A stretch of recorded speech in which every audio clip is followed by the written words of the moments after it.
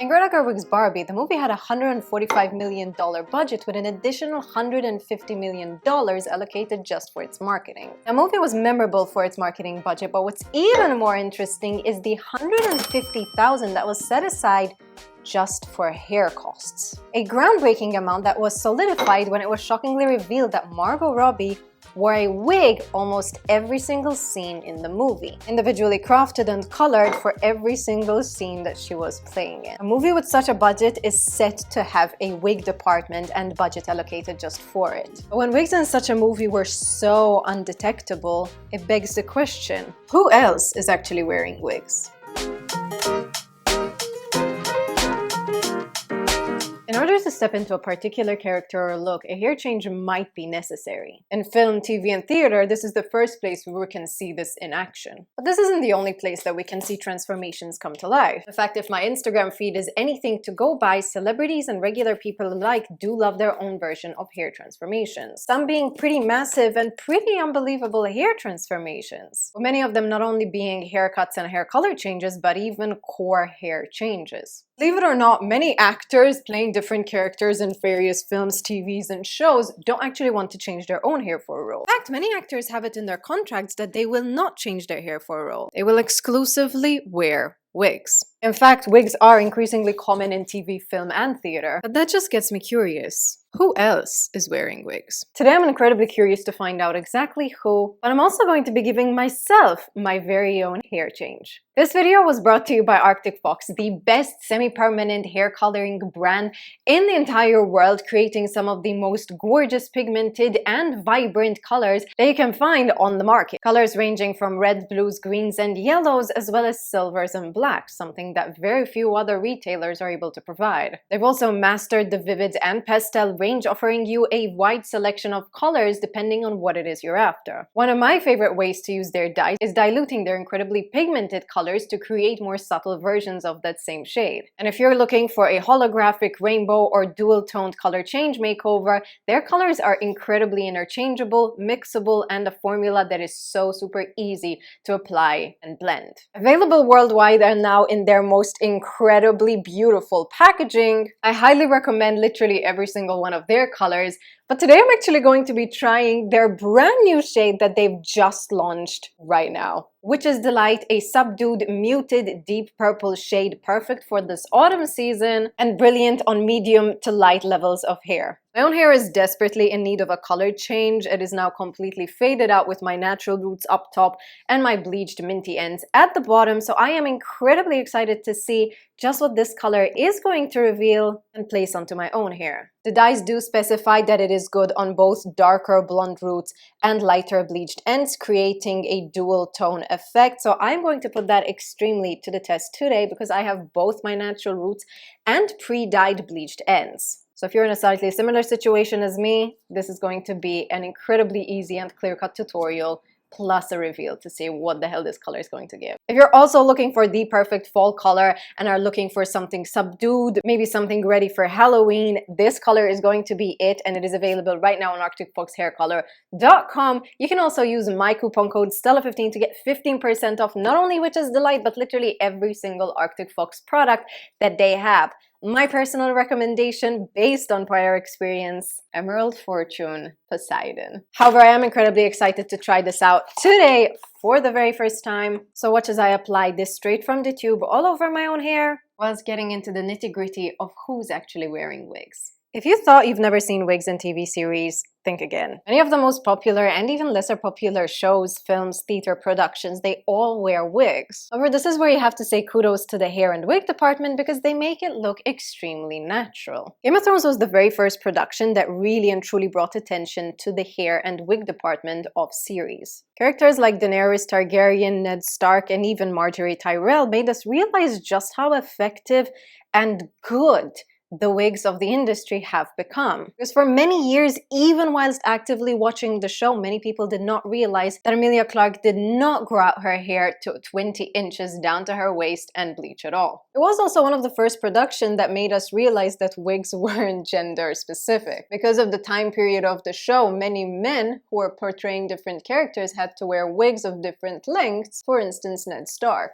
There were other characters with lesser obvious wigs, but now that you look back on it, you're like, of course they were wigs. Like Cersei Lannister. Lena, who plays the character, doesn't have hair as long as Cersei needed, so she wore wigs pretty much for the entirety of Game of Thrones. Especially when they cut off pretty much all of the character's hair, that wasn't obviously Lena's hair. Even the super short cut was in fact a wig. Sansa actually pulled a bit of a double flex. Not only is she not a natural redhead whatsoever and has been dyeing her hair copper for the role pretty much for the entirety of the show, but in the last season of the show, that girl decided enough is enough and switched to wigs. For wig stylists, the change was instantly recognized, but for many users, we only looked at the TV show and were like, what's different? Nowadays, if you go back and rewatch the show, you'll notice that Sansa's hairline changes from pretty sparse to suspiciously thick and full of baby hair in the last season of the show. The creators of Game of Thrones clearly realized just how successful wigs are, because when they created the sister show House of the Dragon, they essentially went ahead and hired every single wig stylist and creator of the country. Because almost every single character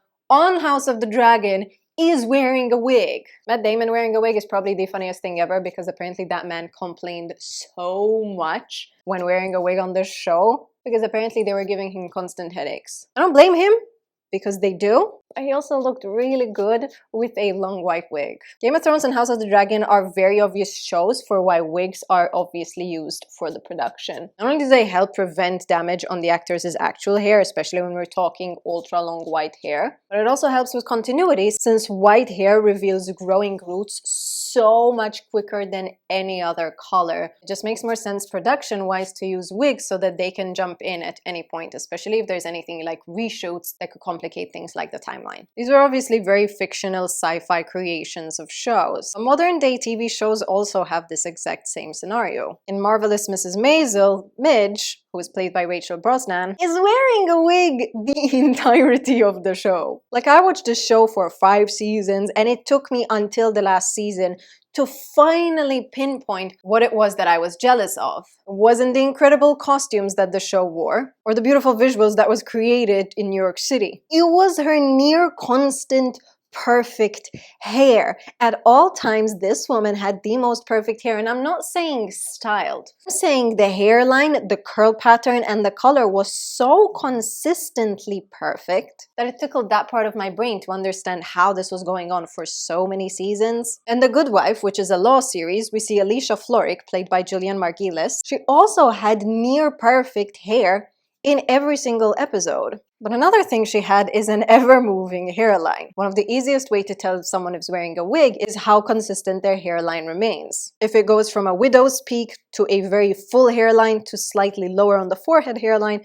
it's almost a dead giveaway that it is a wig. Movies often use the same tactics. If a character requires a very drastic hair color or a hair change within the show itself, many actors will request to wear wigs, or the movie studios insist on it themselves. When I spoke to the lead hairstylist of the Barbie movie, Ivana Primorac, she admitted that almost every single cast of characters on the movie wore wigs. Ended up importing 150,000 worth of hair from Bali to create very specific shades of blonde for Barbie herself, all the other different Barbies. Margot Robbie wore a different wig on almost every single scene, and you can notice this even from how drastically the hair thickness changes, the hair length, and occasionally the hair tone itself, with Ivana admitting that she had to come up with a particularly light shade of peach to add on to the wigs because the yellow was so stark with the all-pink set. Emma Mackey, which played physicist Barbie, Issa Rae, which was the president, they all wore wigs. Lord of the Rings birthed one of the most incredibly funny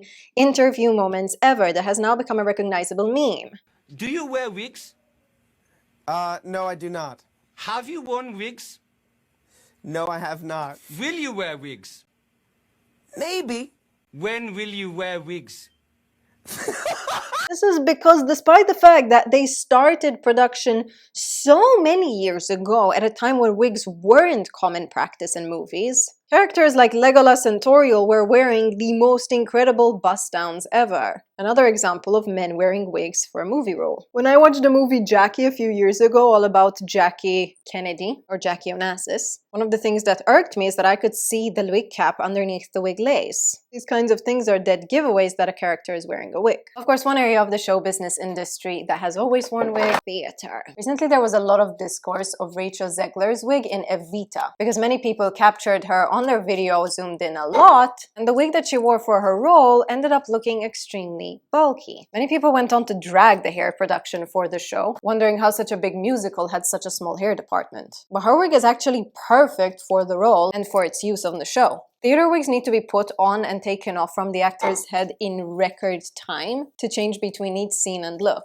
This means that the wig has to be designed in such a way that it can be taken off and placed on in a similar fashion to a helmet. So the wigs are often designed to be sturdier and the lace at the front left intact. There's also a microphone that needs to be placed underneath the wig in between the wig and the person's head, and especially if the actor has a lot of hair themselves, the end wig up close might end up looking bulkier than what is needed. Remember, theater wigs aren't meant to be seen up close. In fact, they're not meant to be seen on a screen at all. Theater wigs are just another portion of the actor's costume, and when seen from the theater seats, it conveys very clearly how the actor is meant to look. In fact, a lot of the times you don't even realize an actor is wearing a wig whatsoever. So whilst Rachel's wig appeared very bulky in modern standards, it was perfectly designed for who she was meant to play and in what setting. Oh, that feels nice. But what about people not involved in the movie scene whatsoever? Do regular people wear wigs? Researching wig wear in Hollywood, I was shockingly surprised to find out just how many Hollywood celebrities actually wore wigs on a very regular basis. In their case, however, it was not at all to portray a different character, usually as PR or marketing stunt for their own brand image. The Kardashians are the very first people that come to mind, with Kim Kardashian leading with very regular wig wear specifically for events and shoots. Not only does a woman wear wigs for literally every special occasion or magazine shoot or Skims shoot, but this woman was once halfway through bleaching her hair, and because she did not want the public to realize it, she had an exact replica of her own hair made into a wig so that she can wear while she attends her meetings and also films the Kardashians. Kylie Jenner also extensively uses wigs for any of her wilder hair transformations, with her dominating the Snapchat golden years with one wig reveal after the next. She didn't really make it private that she was wearing a wig, but she wasn't necessarily advertising it. However, her stylist has regularly made it clear that he made every single one of the wigs for her. And kudos to him, because in 2016, when everyone was obsessed with King Kylie, her hair became every single girl's Pinterest mood board. Like, her Coachella braided down hair is still so iconic, especially because of how natural and real the braids actually ended up looking. But don't worry, the celebrity hairstylist creating these vivid color wigs for all your favorite celebrities use the exact same semi-permanent dyes that I just used in this video. Kris Jenner also occasionally wears wigs, with her making the most hilarious skit with Chris Appleton just now on TikTok, but she tends to keep her transformations a lot more low-key. The Kardashians, however, are just the start of the wig-wearing community in A-list Hollywood. Cardi B, Rihanna, and Doja Cat all wear wigs very regularly. Cardi B went as far as wearing a new wig every single day of her recent court proceedings in a lawsuit, and then made it her album cover. Those kinds of wig installs can take hours to do, so kudos to her and her glam team for doing so before a pretty serious task. Her own natural hair is super long, which made the whole thing even more impressive. Sometimes celebrities wear wigs for the funniest reason. Wigs were ever created, like Sabrina Carpenter, who will wear a brunette wig anytime she wants to go unnoticed. Her own blonde hair is such a recognizable trademark look that anytime she wants to avoid public detection, she just becomes a brunette. She does wear other wigs on occasion for different performances, but for the most part, the hair that you see is her own hair plus extensions. Billie Eilish wore replica wigs of her own hair for quite a while as she was slowly transitioning from her pitch black hair to the blondness, and because her stylist recommended that they do it gradually, she opted for wigs for any particular press events or public appearances to not give away that she was going blonde for the Met Gala. One of the most genius ways to wear wigs. Wearing wigs for editorial or shoot settings has become pretty second nature across most of Hollywood if they're going to a particularly high press likelihood event. Men also sometimes wear wigs. with some people speculating that Chris Evans's hair is actually mostly a toupee because of how much his hairline changes on a fairly regular basis. Aside from celebrities, the wig world is vast and far-reaching, with so many people around the world wearing wigs for so many different reasons. Wigs were first created as a way to deal with the lice problem, with people opting to shave off their own hair, sew that into a wig, and wear that as their own hair while keeping their own head shaved. That eventually grew into European wig-wearing traditions, with simultaneously exploding into Black communities opting to wear wigs as a protective style for their own hair. Whether wearing them to portray a character or to enhance their own brand, celebrities have definitely popularized wearing wigs, which is now growing into other people also choosing to wear wigs instead of doing their own hair. The one downside to wigs is that it very often requires a skilled service person to install and apply the wig onto the head. So for now, I am opting to just do my own hair and have that be the star of the show. Luckily for you, you now know how to do it yourself. This is my final hair reveal after using Witch's Delight by Arctic Fox to get the most gorgeous cold blue-purple color, also known as periwinkle, on my ends. It left my own roots looking pretty natural, if a bit colder, but it toned that ugly mint out of my hair, leaving me with something a lot more sophisticated and appropriate for this time of year. Obsessed. This was applied directly tube to hair, meaning it required absolutely no formulation, mixing, or dilution. It literally was straight from the tube directly applied to the hair. So if you want to give this a go, it is so easy, so impossible to mess up. It does work definitely a lot better on lighter hair types, so if your hair is lighter than my root color, this is going to be super gorgeous on you. And because it is a conditioner base, not only is my hair really gorgeously colored, but it is also in incredible shape and it is thicker than ever. Witch's Delight is going to be linked down below, where you can find not only the link for it, but also a 15% off coupon for you to use not only on this dye, but on every single Arctic Fox hair color that you want. Find every single product in the description box below, and comment below which celebrity wig transformation surprised you the most. And remember, if someone's hair seemingly changed instantaneously in both color, length, and thickness, most likely a wig.